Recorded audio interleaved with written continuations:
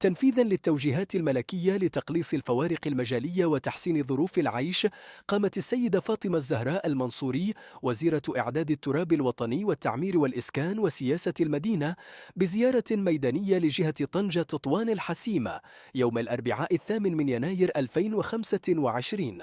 خلال الزيارة تم توقيع 4 اتفاقيات بقيمة إجمالية بلغت 581 مليون درهم، منها 717 مليون درهم مساهمة من الوزارة. تشمل الاتفاقيات تأهيل مراكز قروية، تطوير الأحياء الناقصة التجهيز، وتعزيز البنية التحتية والخدمات الأساسية.